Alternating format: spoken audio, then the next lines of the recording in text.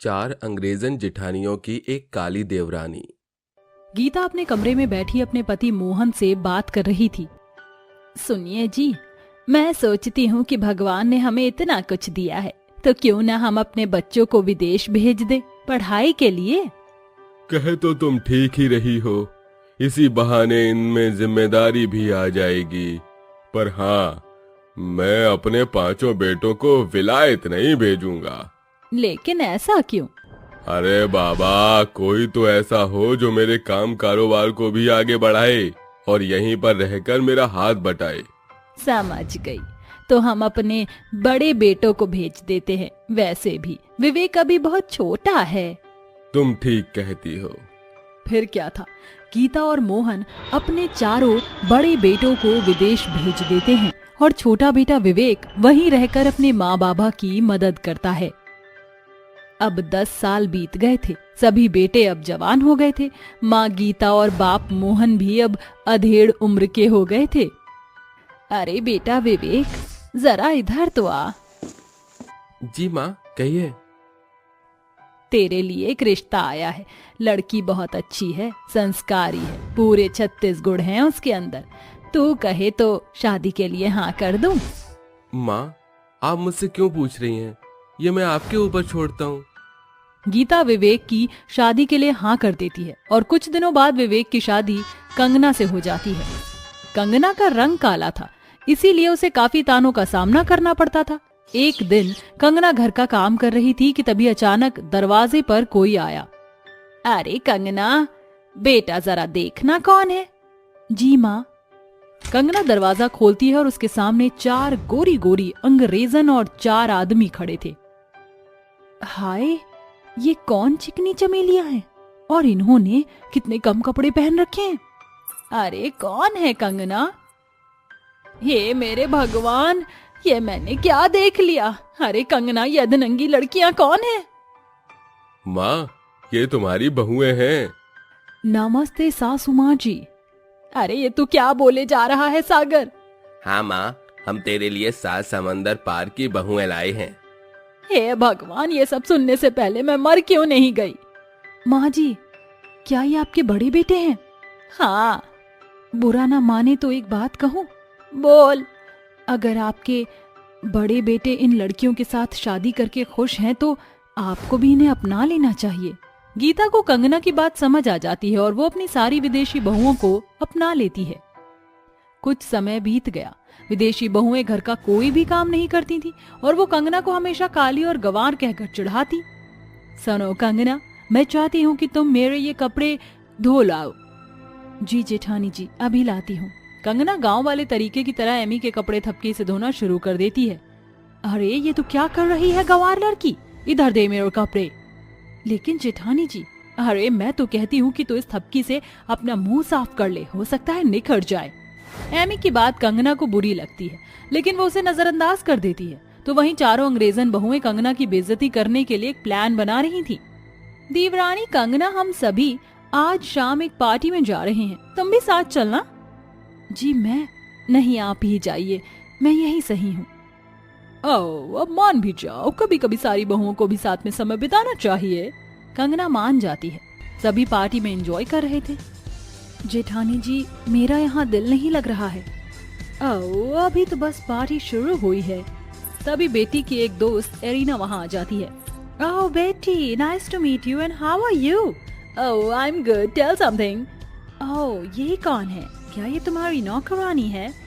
हाँ ऐसा ही कुछ। Hello, nice to meet you नौकरानी। कंगना शांत खड़ी रहती है क्योंकि उसे पढ़ना लिखना नहीं आता था। ओह आई थिंक तुम्हें इंग्लिश समझ नहीं आती। ओह यस एरिना, ये गवार है। कंगना को ये सब सुन बहुत बुरा लगता है और वो वापस आकर अपने पति विवेक को सारी बात बता देती है। अब आप ही बताइए कि अगर मेरा रंग काला या फिर मैं पढ़ी लिखी नहीं हूँ तो क्या इसमें मेरी खता है? पता है वहाँ पार्टी में, पार्टी नहीं पार्टी। हाँ वही, वहाँ सबके सब मेरा मजाक बना रहे थे। मैं आपसे पूछती हूँ, क्या गांव से होना कोई गलत बात है? बिल्कुल नहीं कंगना, ये सब ना समझ लोगों की बातें हैं, तुम इन्हें दिल पर मत लो। और हाँ, अब रोना नहीं। ठीक है, नहीं रोऊंगी। हाँ, तो मैं ये सोच रहा था कि क्यों ना तुम भी पढ़ाई शुरू कर दो। अब इस उम्र में? तो क्या परेशानी है, और वैसे भी पढ़ाई की कोई उम्र थोड़े ना होती है। तो बोलो, क्या कहती हो तुम? वो सब तो ठीक है, पर स्कूल जाने के लिए मेरे पास समय कहाँ है? उसकी फिक्र तुम मत करो, मैं तुम्हारी घर बैठे पढ़ाई शुरू करवा सकता हूँ। सच? हाँ बिल्कुल।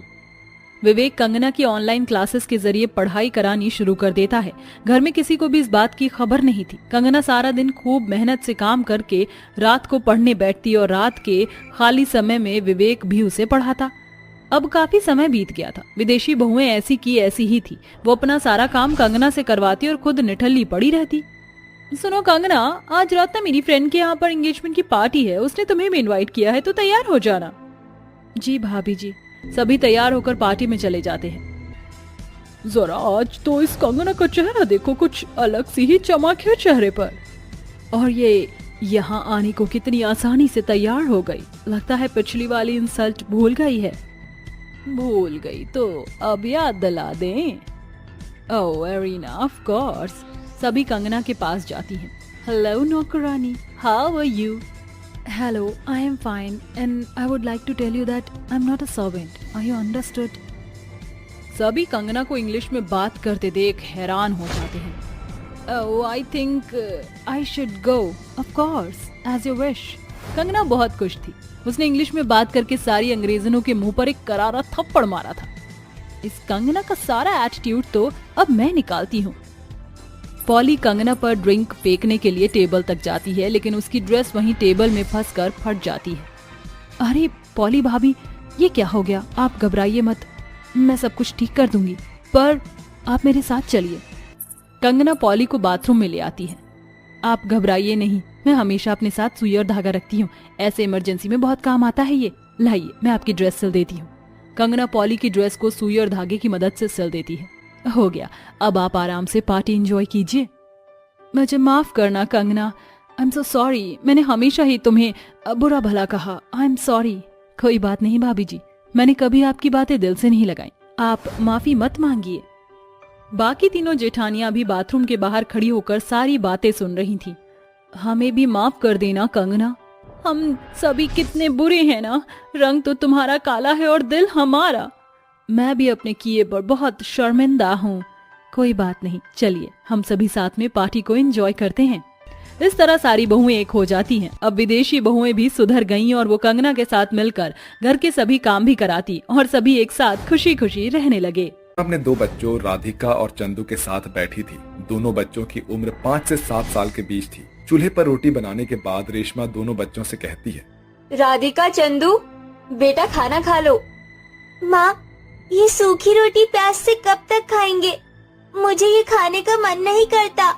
हाँ माँ, मुझे भी ये नहीं पसंद। बहुत दिन हो गए मुझे कड़ी चावल खाने हैं। आप तो बनाती ही नहीं हो, बस कभी रोटी को नमक के साथ दे देती हो तो कभी प्याज के साथ। भला सूखा सूखा बिना सब्जी के कब तक खाऊं माँ? माँ, मुझे भी कड़ी चावल खाने हैं। बनाओ बनाओ, कड़ी चावल बनाओ। बच्चों, क्या करूं? गरीबी के बिछौने ने ऐसा लपेटा है कि मैं कितनी भी कोशिश कर लूं, कितनी भी मेहनत कर लूं, लेकिन नमक आटे के अलावा और कुछ खरीद नहीं पाती जो मैं तुम्हें अच्छा अच्छा खाना खिलाऊं। लेकिन मैं तुम्हें खिलाऊंगी जरूर। अपने बच्चों की बात सुनकर उसकी आंखों में आंसू आ जाते हैं, क्योंकि वो कुछ नहीं कर पाती थी। कुछ देर बाद दोनों बच्चे बाहर खेलने चले जाते हैं तो कड़ी चावल वाले ठेले को देखकर वो कहते हैं, भाई, ये कड़ी चावल खाने के लिए हमारे पास पैसे नहीं है। वो औरत थोड़े से कड़ी चावल उस प्लेट में छोड़ गई है, खाने चले क्या? दीदी, माँ जूठा खाने को मना करती है, पर मैं क्या करूं? मन तो मेरा भी कर रहा है, इसलिए चलो। तभी दोनों बच्चे जूठे पत्तल के खाने को चुपके से खाते हैं। तभी दुकान वाला उन्हें देखकर भगा देता है। अरे बेशरम कहीं के, फटो यहाँ से। पैसे नहीं है गरीब कहीं के, और आ जाते हैं जूठा पत्तल चाटने के लिए यहाँ पे। दीदी भागो भागो, वो अंकल तो हमें मार ही देते अब। पता नहीं हमारा कैसा नसीब है, झूठे कड़ी चावल खाने को भी नसीब नहीं हुए। दोनों बच्चे भाग कर जा रहे थे कि अपनी माँ से टकरा जाते हैं। तो उनकी माँ पूछती है कि क्यों भाग रहे हो। इसके बाद वो बच्चे सारी बात बताते हैं। ये सुनकर रेशमा की आंखों में आंसू आ जाते हैं और वो कहती है, बच्चों, तुम्हें ऐसा करने की क्या जरूरत थी? थोड़ा सब्र रखो, मैं तुम्हारे लिए कड़ी चावल जरूर लाऊंगी और चुपचाप घर पर जाओ, अभी मैं आती हूँ। ऐसा कहकर वो मंदिर चली जाती है और माता रानी के सामने हाथ जोड़कर रोते हुए कहती है, हे माता रानी, अपने भक्तों पर कोई तो चमत्कार करो। ये कैसा भाग्य है कि मैं अपने दोनों बच्चों की इच्छा को भी पूरी नहीं कर सकती, उन्हें ठीक से खाना भी नहीं खिला सकती। आखिर इतनी गरीबी आप क्यों देती हैं? मेरे बच्चों को कड़ी चावल खाना है, मैं कैसे बनाऊं उनके लिए? जितना भी काम करती हूँ पैसे हाथ में नहीं आते। कुछ करो माँ, कुछ करो। ये कहकर रेशमा मंदिर का घंटा बहुत देर तक बजाती है, जिससे उसके हाथों से खून बहने लगते हैं। तभी मूर्ति में से देवी माँ प्रकट होकर कहती है, पुत्री, और रो मत, शांत हो जाओ। मैं तुम्हारी स्थिति को समझती हूँ, इसीलिए मैं तुम्हारे बच्चों को कड़ी चावल खिलाने के लिए एक जादुई कड़ी चावल का पात्र दूंगी, जो कि खाली होने पर भी कभी खत्म नहीं होंगे। सदैव उसमें कड़ी चावल रहेंगे। लेकिन हाँ, तुम्हें मुझसे ये प्राप्त करने के लिए मुझे शुद्ध घी के हलवे का भोग लगाना होगा। उसी के बाद जादुई कड़ी चावल के पात्र प्राप्त कर सकती हो। माता रानी, आपके साक्षात दर्शन पाकर मैं धन्य हो गई। आपने जो कहा है वो मैं जरूर करूंगी। आपको भोग जरूर लगाऊंगी, चाहे मुझे कुछ भी करना पड़े। तत्पश्चात माता रानी अंतर्ध्यान हो जाती है और रेशमा मंदिर से बाहर आकर एक दुकान पर जाकर कहती है, भाई साहब, क्या मेरे लायक आपकी दुकान पर कोई काम है? मुझे काम की बहुत जरूरत है। नहीं नहीं, अभी मुझे किसी की जरूरत नहीं है, कोई काम नहीं है मेरे पास। तभी रेशमा फिर से दूसरी दुकान पर पूछती है, जहाँ उसे एक जूते की फैक्ट्री में पार्ट टाइम काम मिल जाता है। अगले दिन से वो झाड़ू पोछा करने के बाद शाम को जूतों की फैक्ट्री में काम किया करती थी। इस तरह से उसे 1 महीना बीत गया, जिसकी उसे पगार मिली और पैसे देखकर उसकी आंखें चमक उठती है और वो कहती है, आखिरकार मैंने कर दिखाया। अब मैं इन पैसों से माता रानी के लिए भोग बनाऊंगी और उन्हें चढ़ाऊंगी। ये कहकर रेशमा सामान खरीद माता रानी का प्रसाद बनाती है और अपने मंदिर में उनकी आरती करती है। ओम जय अम्बे गौरी, मैया जय श्यामा गौरी, तुमको निश दिन ध्यावत हरि ब्रह्मा शिव जी।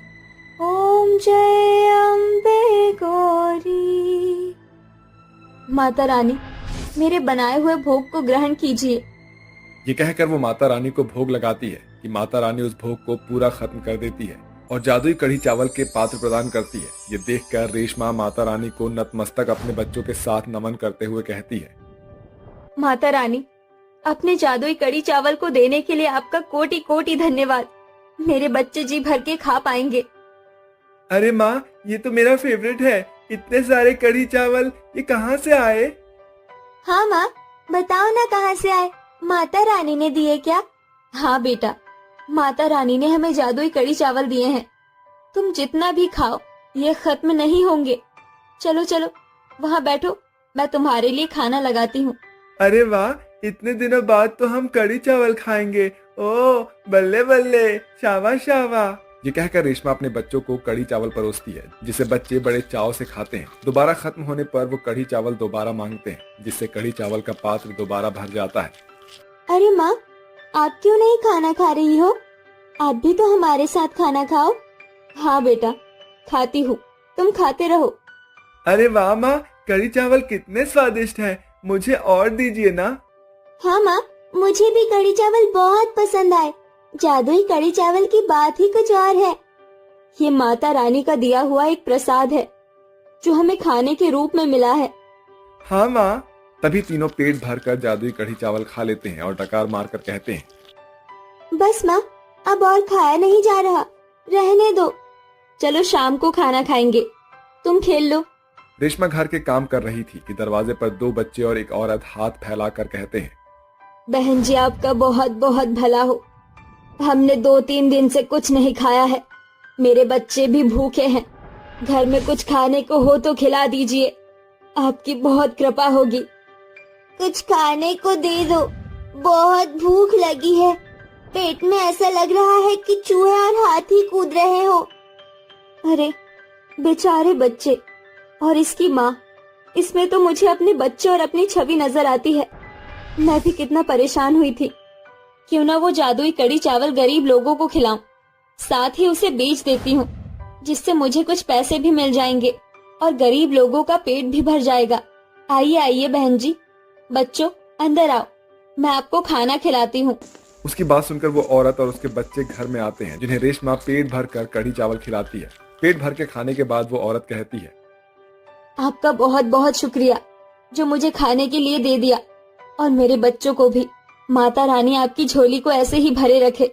बाय बाय आंटी, कढ़ी चावल बहुत टेस्टी थे। रुको, ये मैंने पैक कर दिया है, इसे बाद में खा लेना, खराब नहीं होंगे।